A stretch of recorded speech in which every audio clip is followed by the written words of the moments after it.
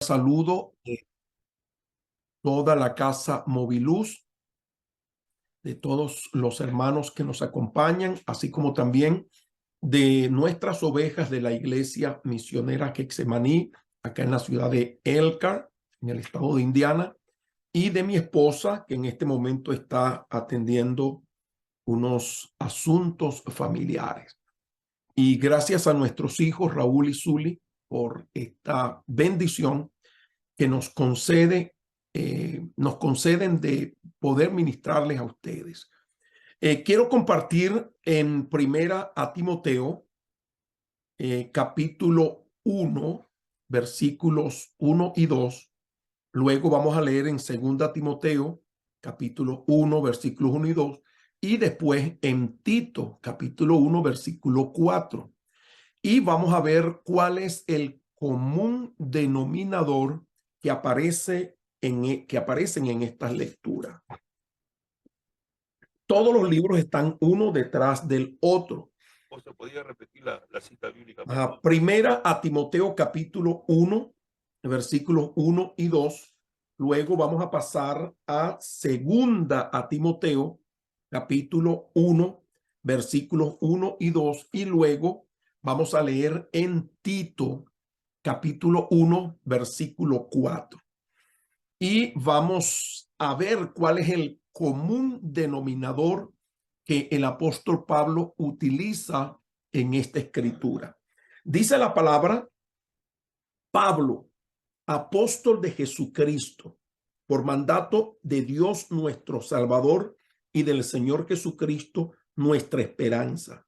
A Timoteo, verdadero hijo en la fe, gracia, misericordia y paz de Dios nuestro Padre y de Cristo Jesús nuestro Señor. En segunda a Timoteo 1, versículos 1 y 2 dice: Pablo, apóstol de Jesucristo por la voluntad de Dios, según la promesa de la vida que es en Cristo Jesús, a Timoteo, amado hijo, gracia, misericordia y paz de Dios Padre y de nuestro Señor Jesucristo. Y en Tito 1:4 dice: a Tito, verdadero hijo en la fe común, en la común fe, gracia, misericordia y paz de Dios Padre y del Señor Jesucristo. Aleluya. ¿Cuál es el común denominador que encontramos en estas tres porciones?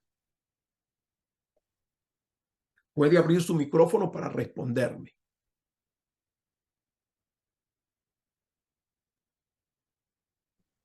La fe.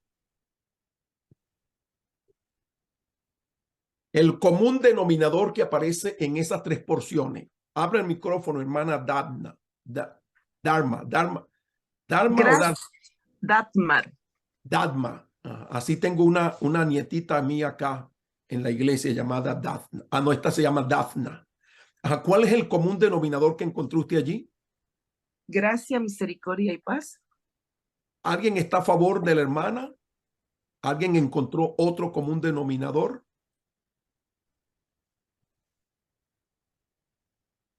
Vamos a ver si tienes pueblo para lanzarte de alcalde allí en Japón. El que está a favor de la hermana, levante su mano. El que está en contra, no la levante. ¿Qué denominador común? Ajá. Gracia y misericordia. Bueno, ya tienes un voto, pero eso no significa de que vas a ganar la alcaldía. Mire, el común denominador que aparece allí Hijo. es hijo. Exactamente. Hijo, dice Timoteo, verdadero hijo en la fe. En la siguiente epístola dice: a Timoteo, amado hijo. Y en Tito, versículo 4 dice: a Tito, verdadero hijo en la fe. Hoy quiero compartir con ustedes el tema: los hijos de la casa. Los hijos de la casa. El Señor Jesús nos dio un principio muy hermoso que dice: los hijos El esclavo no permanece en la casa para siempre, los hijos sí. Así que si el Hijo del Hombre os libertare, será verdaderamente libre. Algo que me dio ganas de reír ayer es que mi hija sale hoy de la ciudad de la nación de México, estaba de luna de miel en México y retorna acá a la ciudad para irse luego a la ciudad donde está estudiando. Y ella nos escribe y nos dice, ¿será que podemos quedarnos hoy cuando lleguemos a dormir en su casa? Nos hace la pregunta, ¿no? Y ella se casó, fue el sábado. Y hasta el sábado esta fue su casa, según ella. Entonces yo le digo, bueno, si tienes dinero para pagarnos el hotel, te aceptamos. Si no tienes dinero, lamentablemente no lo podemos aceptar. Entonces ella estaba como excluyéndose, como diciendo, ya yo me casé, ya yo no tengo parte de esa casa, pero el Señor nos dice que el hijo permanece para siempre en la casa. La Biblia nos habla acerca de los hijos y nos dice que los hijos son la herencia más hermosa que Dios le ha dado a sus seres, a sus criaturas. Los hijos son la herencia más hermosa. El Salmo 127 dice que herencia de Jehová son los hijos, cosa de estima, el fruto del vientre. Por eso, una persona que no ha tenido hijo le cuesta entender las acciones que los padres asumen con sus hijos. Por ejemplo, en mi familia teníamos una hermana que tenía problemas emocionales y se ponía a pelear con mi mamá. Y nosotros, el resto de los hijos, le decíamos a mi mamá, córrala, échela de la casa. Y mi mamá nos decía, no lo voy a hacer porque ella es mi hija, a ella la parí yo. Yo vine a entender a mi mamá acerca del amor y el valor que ella tenía por sus hijos, una vez que el Señor me concede tener mis propios hijos y ver que de verdad los hijos son fruto, son estima, frutos del vientre, y eso es algo que se debe estimar. La palabra hijo en las escrituras tiene una riqueza de significados. Primero, nos habla de casa. Cuando habla muchas veces de hijos, se está refiriendo a la casa paterna, se refiere también a la descendencia, a la familia, al linaje, y se refiere también a primogénito o simiente. En el Antiguo Testamento, los hijos eran considerados una gran riqueza. Primero, por el aporte que podían dar en el proceso productivo. Cuando nació Noé, ¿qué fue lo que dijo el padre de Noé? Este nos va a aliviar de nuestras cargas de trabajo. Y el pobre Noé se convirtió en un peón de su padre, y por eso se le hizo muy fácil fabricar el arca, porque ya su padre lo había marcado con el nombre Noé, trabajador, vas a ser un trabajador. Entonces era de gran bendición, los hijos eran de gran bendición por el aporte que podían dar en el proceso productivo, por la defensa que podría significar para los padres. Por eso el Salmo 127 dice que bienaventurado el varón que llenó su alcaba de ellos, y no será avergonzado cuando hablare con sus enemigos a la puerta, porque no es igual que me vengan a buscar pleito y me pare yo solo a la puerta de mi casa, a que me pare con 10, 12 muchachos y que todos sean como los hijos de Aná, con una estatura bien alta y bien fornido. ¿Quién se va a meter si tiene a los hijos allí? Entonces, y también por el sostén que estos le garantizaban a los padres en la vejez. Por ejemplo, usted recuerda aquella porción donde aquel joven le dijo a Jesús, Señor, quiero seguirte. Y Jesús le dice, sí, déjalo todo y sígueme, sí, pero espérate primero que vaya y me despida de mis padres. Es decir, en lo que mi padre se muera, cuando a Dios le plazca llevárselo, bien sea a los 100, 105 años, allí es donde yo te voy a seguir una vez que yo quede libre de esa responsabilidad. En el Nuevo Testamento, la iglesia es representada como una casa que está conformada por los padres. ¿Quiénes serían los padres de la casa en la iglesia? ¿Quiénes serían los padres? No me refiero a los padres católicos, a los que llamamos padrecito. ¿Quiénes serían los padres? Está conformada por los padres, por los hijos y por los descendientes de los hijos. Hebreos capítulo 3, versículo 6 dice, pero Cristo como hijo sobre su casa, la cual somos nosotros, si retenemos firmes hasta el fin la confianza y el gloriarnos en la esperanza. Entonces, en el Nuevo Testamento, la iglesia es representada como una casa. El apóstol Pablo le dice a Timoteo cómo debía conducirse y cómo debía tratar a los miembros de su casa, porque a pesar de que él era un joven inexperto en el pastorado, el apóstol Pablo en sus cartas pastorales, en primera, segunda Timoteo, le dice, para que si tardo sepas cómo debes conducirte en la casa del Dios vivo, columna y baluarte de la verdad.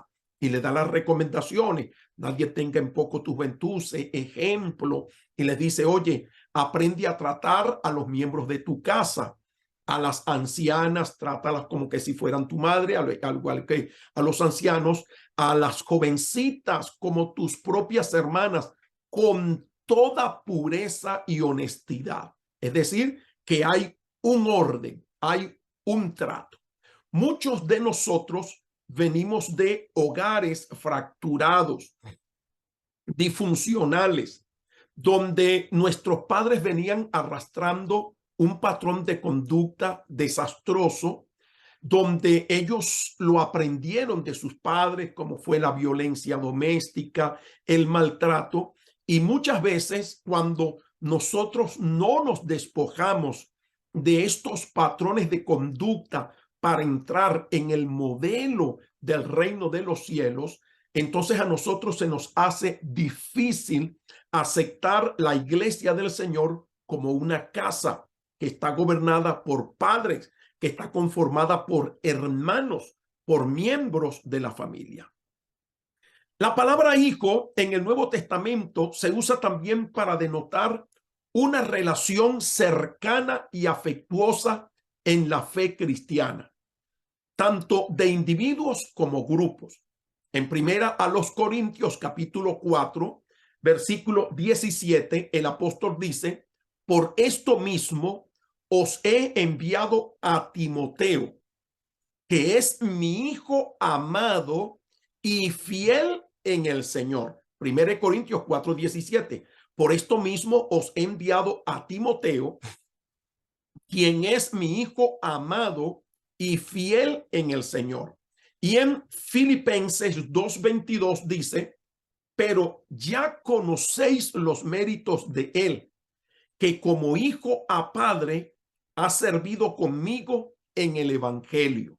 Es decir, que el apóstol Timoteo tenía el ADN espiritual de su padre, el apóstol Pablo, y había trabajado con él en el evangelio. Traía una experiencia adquirida por ese tiempo que el apóstol Pablo lo había tomado para dedicarlo. Recuerden que cuando Pablo llegó a Filipo, creo que fue, ay, se me olvidó la ciudad, se encontró con un jovencito llamado Timoteo, servidor ferviente de quien los hermanos daban testimonio.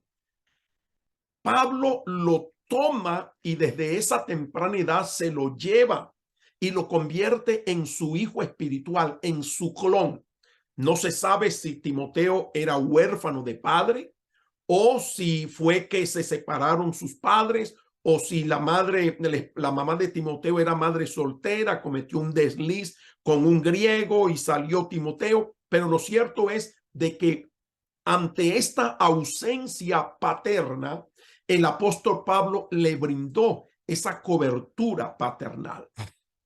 En Filemón, versículo 10, el apóstol Pablo habla también sobre una paternidad y dice: te ruego por mi hijo Onésimo, a quien engendré en mis prisiones. Para engendrar un hijo se requiere de un vientre.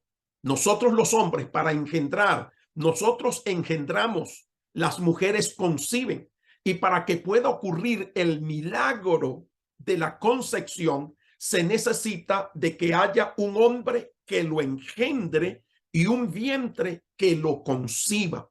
Entonces el vientre, la iglesia es ese vientre. Nosotros somos el vientre, somos la novia del Cordero. En 1 Corintios 4:14, el apóstol dice: no escribo esto para avergonzaros, sino para amonestaros como a hijos míos amados. El apóstol Pablo, podemos apreciar en esta escritura o en todas estas escrituras acerca de la paternidad espiritual que él otorgaba. Era algo tan extraordinario que se llegaba a formar ese lazo paternal entre padre e hijo, donde el apóstol Pablo se preocupaba no solamente por el bienestar espiritual, sino por el bienestar en todos los sentidos, en cuanto a lo físico, en lo emocional, en lo espiritual y en lo económico. Cuando se enfermó uno de los seguidores de Pablo, dice: oye, yo les doy gracias a ustedes por las oraciones, porque estuvo a punto de morir, pero gracias que el Señor tuvo misericordia de mí y le concedió vida, lo sanó y le concedió vida. La iglesia, mis amados hermanos, es una casa y está conformada por los padres. Ustedes no están huérfanos.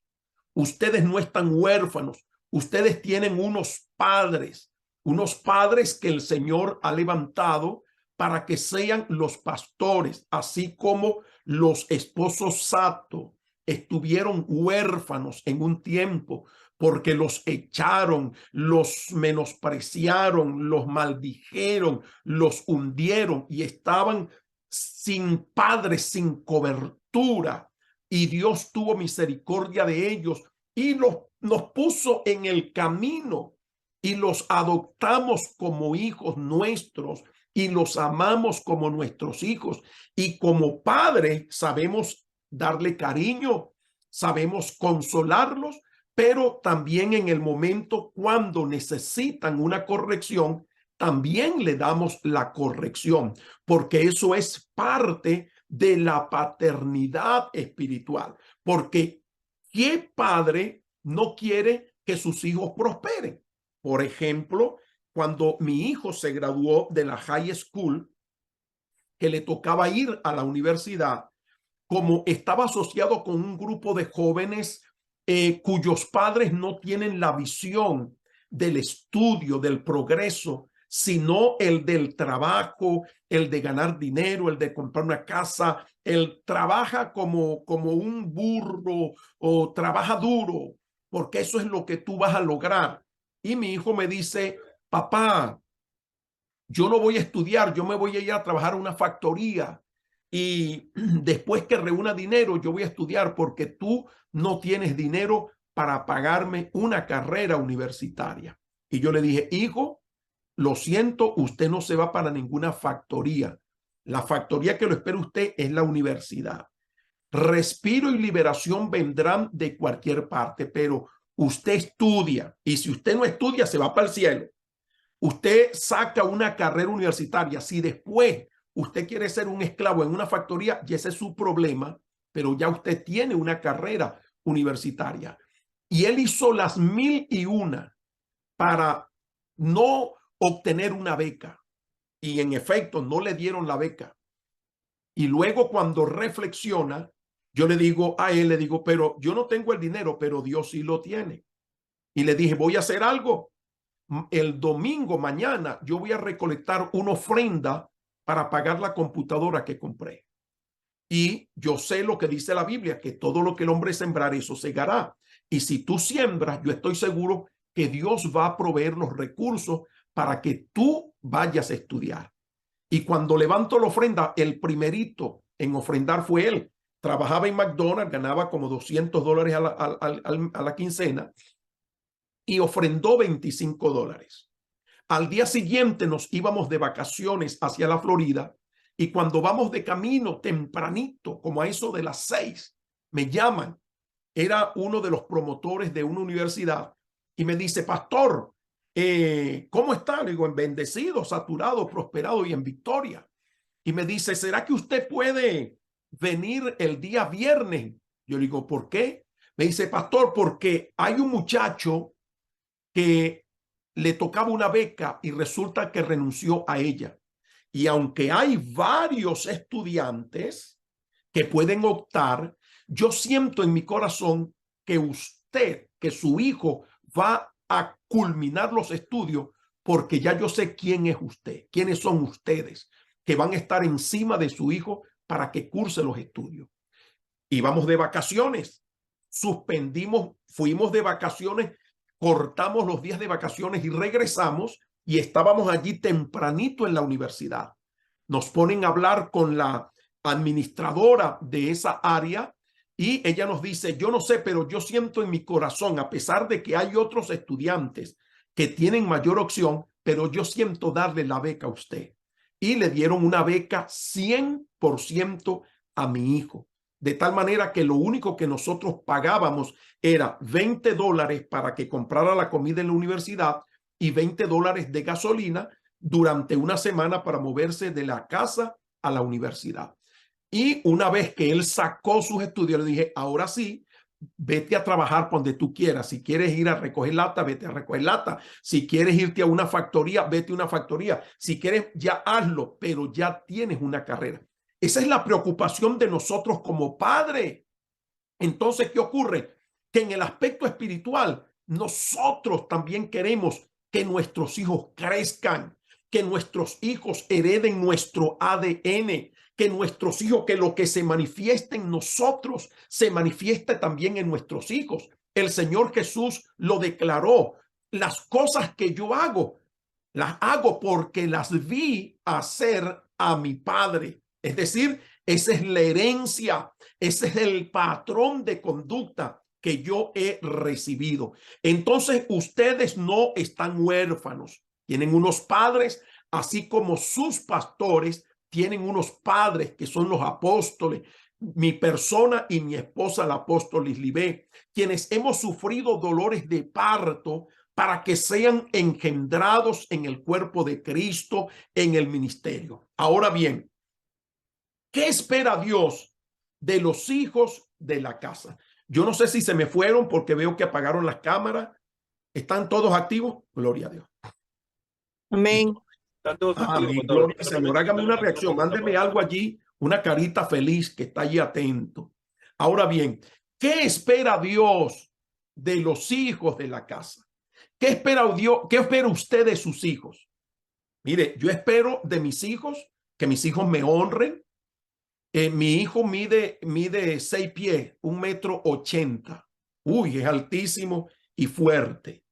Y usted sabe lo que me llena a mí, que donde yo esté, yo puedo estar parado en la Casa Blanca con el presidente de la República y llega mi hijo y usted sabe lo que hace mi hijo con ese tamañote, me da un abrazo y me da un beso. Y yo también le doy un abrazo y un beso y nos quedamos allí agarrados y nos decimos, te amo, te amo. Y él me dice, no, yo te amo más, no seas embustero porque no puedes superar el amor que yo siento por ti.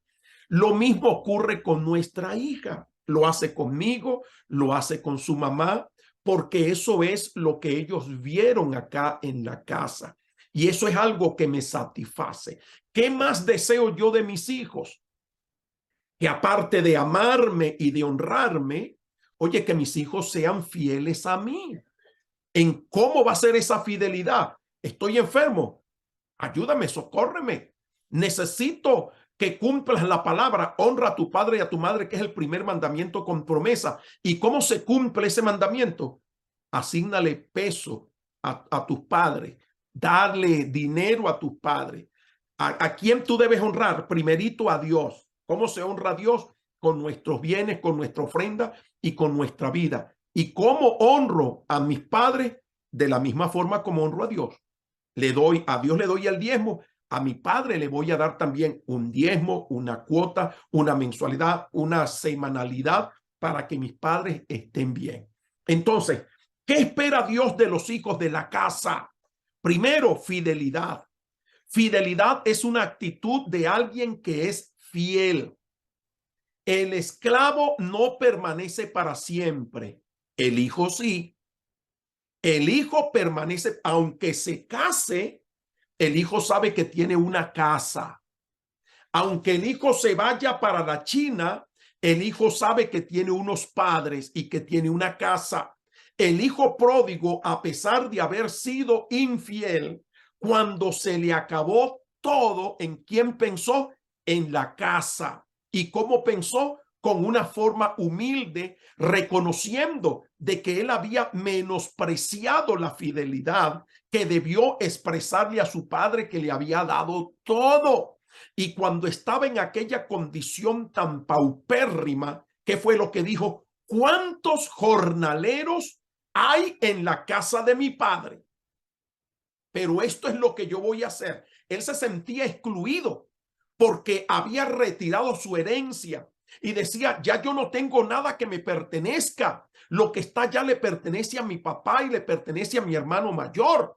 Y por eso dijo, me levantaré e iré a la casa de mi padre y le diré, Padre, he pecado contra el cielo y contra ti. Ya no soy digno de ser llamado tu hijo. Hazme como uno de tus jornaleros. ¿Y qué hizo el padre? Hijo, esta es tu casa. Esta es tu casa. Entonces Dios quiere fidelidad. La Biblia nos habla de la fidelidad. Sé fiel hasta la muerte. Dios espera fidelidad. Gloria al Señor. En Números capítulo 12, versículos 1 al 8, nos habla de la infidelidad de dos personas, de dos ministros, de Aarón, el sumo sacerdote, y de María, la profetisa. ¿Qué ocurre? Que estas personas se sintieron mal porque Moisés era el hombre que hablaba cara a cara con Dios. Y resulta de que Moisés enviuda y toma por esposa a una cusita. Para María y Aarón, que eran un poquito discriminadores, no les pareció bien que Moisés se hubiera casado con una negrita, hermana. Mire, no tengo, vamos a ver, con una negrita más brillante que esta taza, una hija de Cus.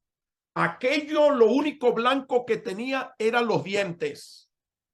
Pero Moisés decía, es negrita, pero es una cusita bella. Y me gusta esa cusita bella, la amo, la quiero. Pero María y Aarón no les gustaban los negritas. Y cuestionaron a Moisés y murmuraron contra él. Oye, solamente por Moisés ha hablado Dios.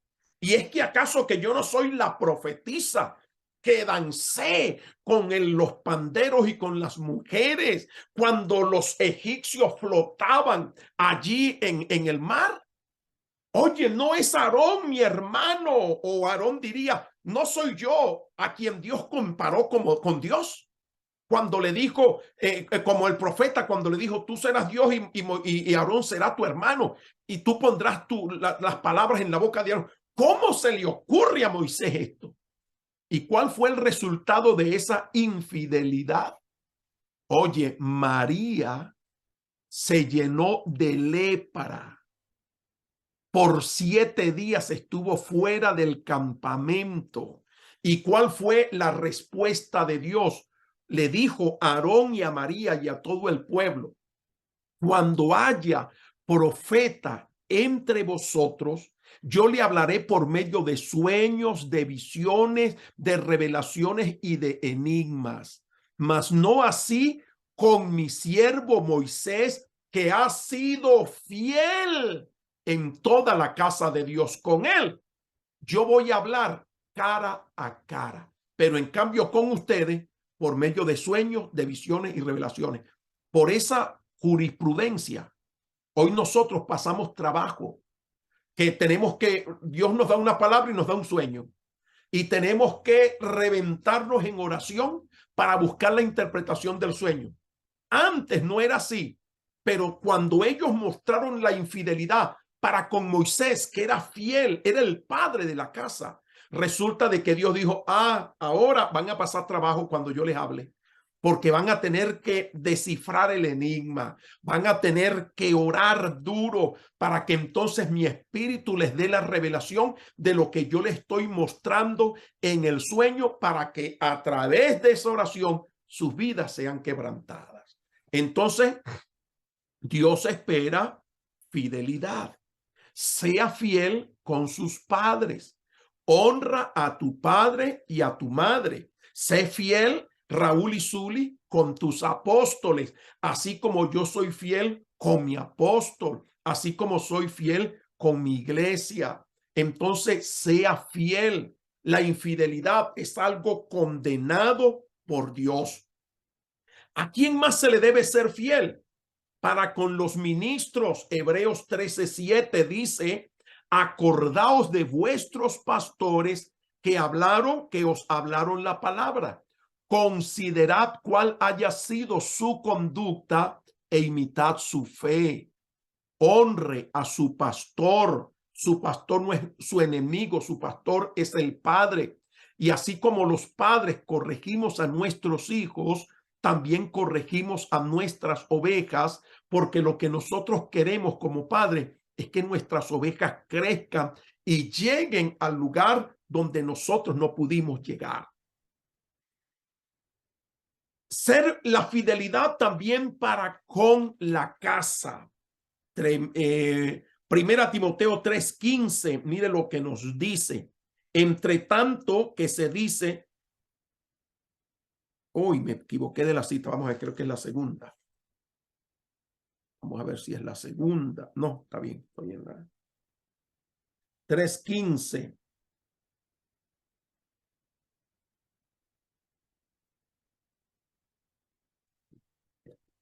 Primera, estoy en la segunda. Primera Timoteo 3:15. Vamos a ver lo que dice aquí. Ajá. Y que desde la niñez has sabido las sagradas escrituras, las cuales te pueden hacer sabio para la salvación por la fe que es en Cristo Jesús. Gloria al Señor. Sé fiel con tu casa. Tu casa es la iglesia. Es como un fenómeno que nos enfrentamos acá en los Estados Unidos. Como este es el país de las libertades, entonces a muchos creyentes les cuesta tener esa sujeción. Y como muchos vienen de países con familias disfuncionales, con regímenes dictatoriales, algunos vienen de guerras civiles en sus países, hermanos, ¿cómo le cuesta la sujeción? Que uno tiene que hablarles, enseñarles y decirles, porque resulta que el día domingo, que es el día de celebración, entonces, ay, no, me fui para otra iglesia. ¿Y por qué se fue para otra iglesia? Si ay, no, pastor, porque quise ver qué hay allí en aquel lugar. Pero si tú tienes tu casa, es como que el día que tus hijos te estén necesitando, tú te vas para la discoteca, te vas para una fiesta, que tu esposo te esté necesitando en la casa y tú llegues al siguiente día. ¿Qué te va a decir tu esposo? ¿Qué le vas a decir a tu hijo si tu hijo menor de edad no duerme en la casa esa noche? ¿Qué le vas a decir tú a tu hijo? Entonces, fidelidad para con la casa donde Dios te plantó, esa es tu casa. Es allí donde tú tienes que dar tus frutos, tienes que dar tu esfuerzo. No le des los extraños al que no está contigo, al cruel. Dale tu esfuerzo a la casa donde tú estás trabajando. Trabaja por ella. haz crecer esa casa, trabaja, embellece esa casa, nútrela con tus oraciones. ¿Y para con quién más se requiere la fidelidad? Para con tu pareja. Malaquías 2:14 dice, ¿por qué? Porque Jehová atestigua entre ti y la mujer de tu juventud, con la cual has sido desleal, siendo ella la mujer de tu pacto. Como lo decía en el matrimonio no es un contrato, porque un contrato, en el momento cuando alguien no cumple con lo que está establecido en el contrato se da por anulado. En cambio, el pacto no depende del comportamiento de la otra persona, sino de la palabra que yo empeñé el día que declaré mis votos ante el altar, porque es algo unilateral. Yo cumplo. Dios hizo un pacto con Israel. Israel le fue infiel. ¿Y qué hizo Dios? Siguió permaneciendo fiel con Israel y lo representa como una mujer adúltera. Incluso le dijo al profeta Amós, tómate una mujer adúltera y vive con ella, porque así es el amor de Jehová para con ellos, que son adúlteros, que se van a fornicar con los ídolos, con las imágenes, con los brujos. En cambio, mi amor permanece fiel. ¿Por qué? Porque yo soy Dios de pacto. Y cuando yo empeño mi palabra, me preocupo por cumplirla, aunque ellos no la cumplan. Nosotros estamos bajo el nuevo pacto, el pacto de la gracia, el pacto que se estableció con la sangre y con el pan. Entonces nosotros debemos ser fieles al pacto, y donde Dios nos plantó, donde nos estamos alimentando, esa es nuestra casa, y como hijos de la casa debemos obedecer y ser fieles a mi casa. Aleluya. Yo le digo a los hermanos, mire, la mejor iglesia que hay en el mundo entero se llama Iglesia Misionera Getsemaní, porque esa es mi casa, es la que yo amo, algo que yo disfruto, sobre todo en el verano. Hermanos, es cuando me crece la yarda y salgo yo con mis herramientas a cortar la grama, a regarlas en la mañanita que termino el clamor, pongo las regaderas y me paro allí y me detengo a ver cómo las regaderas están regando la grama. ¡Wow! Trabajar para mi casa para mí es una bendición. Yo me voy para la iglesia, a veces llego a las 7 y estoy allí hasta las 6, 5 de la tarde, oro, leo, estudio, preparo clases, preparo mensajes, hago reparaciones. No me correspondería hacer reparaciones, pero para mí es un honor servirla. Muchas veces la limpio y llamo al que le toca la limpieza. Mira, no vengas a limpiar porque ya yo limpié la iglesia. Por cuanto tengo mi afecto por la casa de Jehová, dijo David, yo de mi tesoro particular he guardado oro para las cosas de oro, plata para las de plata, bronce para las de bronce, hierro para las de hierro, madera para las de madera. Y formuló una invitación. ¿Y quién quiere hacer, al igual que yo, ofrenda voluntaria a Jehová? Hay que tener afecto por la casa. Cuando yo tengo afecto por mi casa, yo no hablo mal de mi casa, yo no hablo mal de mis padres, yo no hablo mal de mis hermanos, yo no los ando mal poniendo en ningún lugar, ni estoy preparando zancadillas para que mis padres o mis hermanos caigan en producto de mis zancadillas. No, yo hablo lo mejor de mi casa porque quiero que mi casa crezca, que mi casa esté resplandeciendo, que mi casa tenga todas las bendiciones que Dios quiere para nosotros. Gloria al nombre del Señor. Si yo como hijo no deseo eso para mi casa, entonces yo soy un bastardo. No soy hijo de la casa. Y los que permanecen en la casa son los hijos. El que no es hijo de la casa no permanece, se va para otro lugar. Pero el que es hijo de la casa permanece en los momentos de crisis y en los momentos de bendición. ¿Cuántos de nosotros? Yo estoy seguro que todos los que estamos acá conectados, en algún momento pasamos por una crisis familiar. De alguna forma, a lo mejor un divorcio, muerte, separación, peleas, conflicto, enfermedades. Pero, ¿qué? ¿Dejó usted de ser miembro de su familia? No, usted siguió siendo miembro. Ah, pero ¿cómo? ¿Qué tipo de miembro fue usted? ¿Fue un miembro que en el momento de la crisis se fue como el avestruz y se escondió por allá y se hizo insensible a los padecimientos de su familia? ¿O usted contribuyó a solventar el problema familiar para que la armonía estuviera? Gloria al Señor. Esa es fidelidad. ¿Cuánto tiempo tengo, hijo? Pastor, está un poquito excedido, pero denle nomás para que. Denle Ok, nomás. vamos a darle esta última y nos vamos. Esto último. Denle candela, pastor. Y después le debo el otro. Lo otro que Dios quiere, que como hijos disfrutemos de la herencia espiritual. La herencia es un conjunto de bienes, derechos u obligaciones que se transmiten desde su dueño o creador a otros individuos considerados como legítimos herederos o aquellos voluntarios designados por el testamento. La frustración de Abraham, ¿cuál era? Génesis 15, 2, 6. Wow, le dice a Dios, ¿cómo es eso que tú me vas a bendecir si ando sin prole? No tengo hijos que me puedan heredar las bendiciones, sino este esclavo damasceno llamado Eliezer que tengo yo en la casa. Eliezer es un esclavo que lo parió una de las esclavas que tenía Abraham.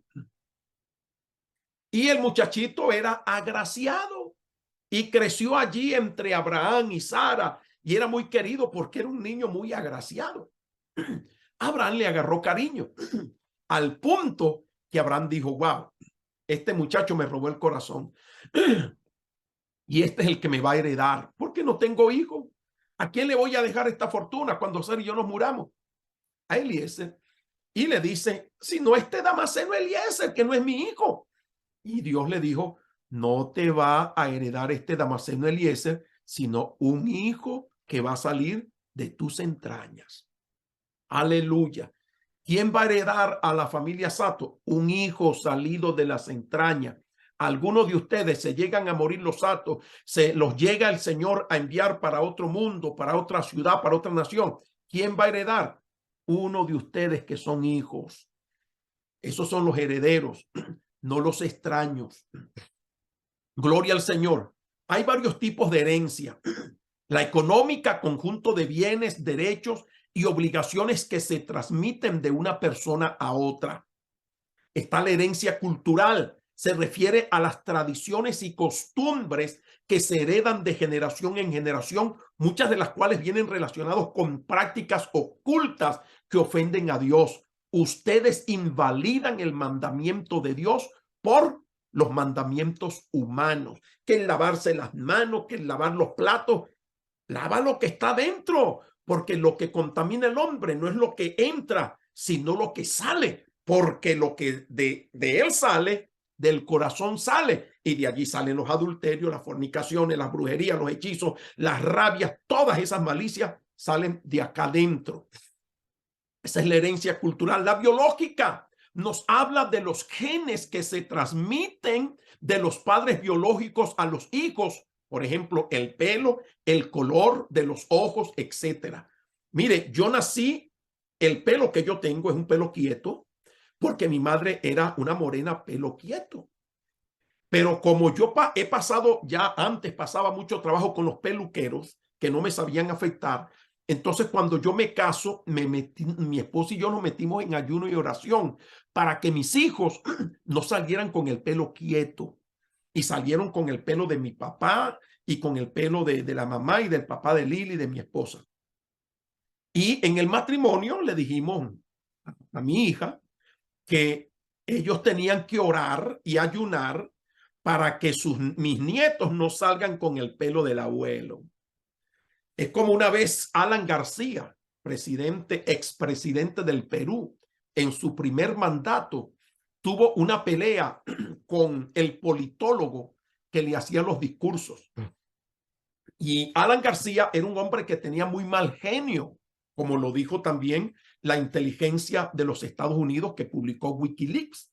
Resulta de que el hombre ofendió al politólogo y le dice, y ahora me haces ya el discurso que tengo que dar. No recuerdo si era en Naciones Unidas, en un lugar muy importante. Y viene el politólogo muy humilde, enojado, bravo, se fue y le preparó el discurso. Y cuando estaba en la parte más cumbre del discurso, resulta que aparece una inscripción. Cuando él va a leer, aparece una inscripción que dice, ahora piensa por ti mismo, desgraciado. Y Alan García se quedó loco porque no sabía lo que iba a decir. Así le dije a mi hija, ahora les toca a ustedes. Ya yo pagué el precio por ustedes. Si ustedes no quieren esta herencia biológica, entonces ayunen y oren desde ya para que sus hijos salgan con el pelo liso, estirado. Tenemos la herencia espiritual. Es la que recibimos de Dios. Juan 14:12 lo expresa. Los que creen en mí, las cosas que yo hago, ellos también las harán y aún mayores que estas harán. Y esto se expresa por medio de la paternidad espiritual. En ti debe operar lo mismo que operan en tus padres. Si usted ha apreciado el clamor, mire, Zuli antes ni hablaba, le daba pena. Hoy Zuli hasta me hace la publicidad en el clamor. ¿Por qué razón? Porque nuestro ADN está en ellos. Ellos se mueven como nos movemos nosotros. Usted oye orar a alguno de Getsemaní, oye predicar a algunos de nuestros hijos que han sido engendrados y usted los va a ver predicar un mensaje ordenado, porque eso es lo que han aprendido de sus padres. Usted los ve echando fuera demonios, haciendo retiro, ayuno, porque es lo que han aprendido. Ese es nuestro ADN que le ha sido transmitido. Usted ve el resto de la Casa Moviluz, se mueven en la misma esfera y todo lo que yo consiga como padre, esa es la herencia que le voy a transmitir a mis hijos.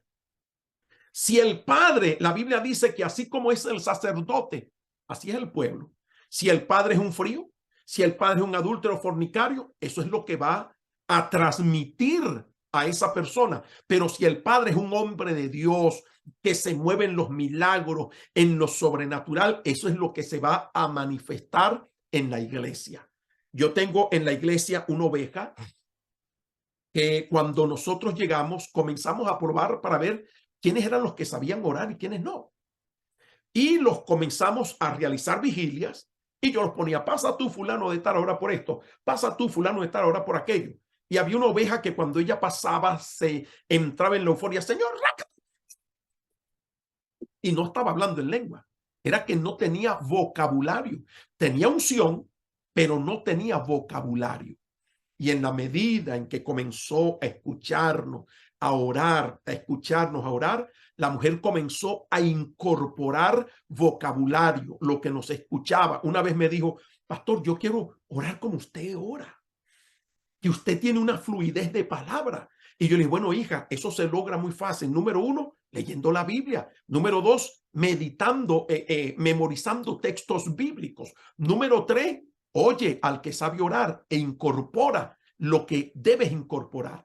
Resulta de que hoy en día es la directora del servicio más poderoso de la iglesia, que es el servicio de oración profética todos los domingos de 12 a 1, la antesala al servicio. El día domingo antepasado estaba orando que me llevó al cielo. Yo estaba dando una clase de matrimonio. Ella estaba en el otro salón.